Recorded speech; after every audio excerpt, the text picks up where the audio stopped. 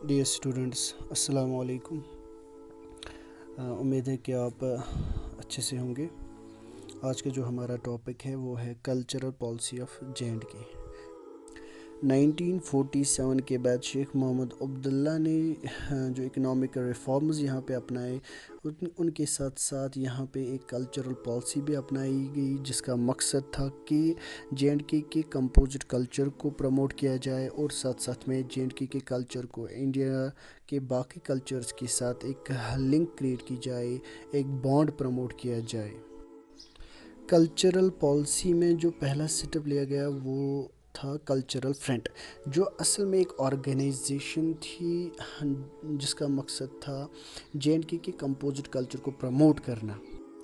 اس organization کے members writers, poets, ڈرامٹسٹس تھے، جو JNK کے اس کمپوزٹ کلچر کو پروموٹ کرنے کے لیے، پریزرو کرنے کے لیے گاؤں اور قصبوں میں جاتے تھے اور وہاں کلچر پروگرامز اور ایکٹیویٹیز اپناتے تھے، اور جن کلچر ایکٹیویٹیز کا تھیم ٹائٹل ہوتا تھا social change, status of women, اور کبھی کبھار ہندو مسلم یونٹی۔ 1949 میں کلچرل فرنٹ کا نام چینج کیا گیا کلچرل کانگریس میں، اور ساتھ ساتھ میں ایک منتھلی جرنل بھی سٹارٹ کیا گیا جس کا نام تھا کونگ پوش، جس کے بہت سارے رائٹرز سے دینا ناتھ نادم تھا، جس کی ایک بہت ہی مشہور ایک پوئم ہے جس کا نام ہے بمبرتیم برزل، جو اصل میں کشمیر کے مسرول پہ ایک سیٹائر ہے۔ کلچرل پالیسی میں دوسرا سٹیپ جو تھا وہ لیا گیا 1955 میں، جب ایک نان پروفٹ آرگنائزیشن جس کا نام تھا لالا روکھ پبلیکیشنز کو سیٹ اپ کیا گیا۔ اس لالا روکھ پبلیکیشنز کا اس کا کام تھا کشمیر کے لٹریچر کو پروڈیوس، کمپائل، کلیکٹ کر کے کشمیر کے باہر اس کو سولڈ اور ڈسٹریبیوٹ کرنا۔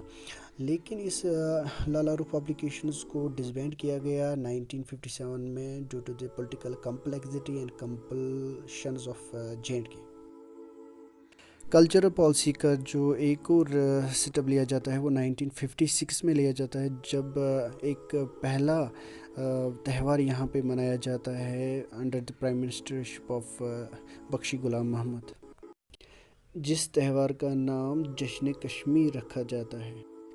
اس جشن کشمیر فیسٹیول کا مقصد تھا کشمیری کلچر کے مختلف پہلوؤں کو اجاگر کرنا، لیکن جشن کشمیر کے کریٹکس جو ہے وہ کہتے ہیں کہ اس فیسٹیول کا اصل مقصد تھا to control the public anger, to manage the public anger which was created after the arrest of Sheikh Mohammad Abdullah in 1953۔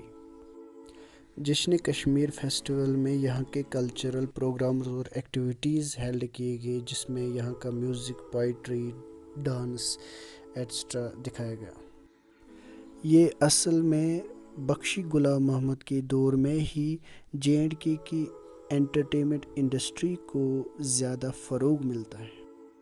یہ آپ دیکھ سکتے ہیں، بخشی غلام محمد کے ساتھ پنڈت جواہر لال نہرو بھی جشن کشمیر میں ایک امپورٹنٹ ڈگنیٹری تھے۔ One more important step of cultural policy was establishment of JNK Academy of Art, Culture and Languages in 1958، جس کلچرل اکیڈمی کا مقصد تھا JNK اسٹیٹ کی ریجنل لینگویجز کو، ورنیکیولر لینگویجز کو پروموٹ کرنا کلچرل ایکٹیویٹیز کے تھرو۔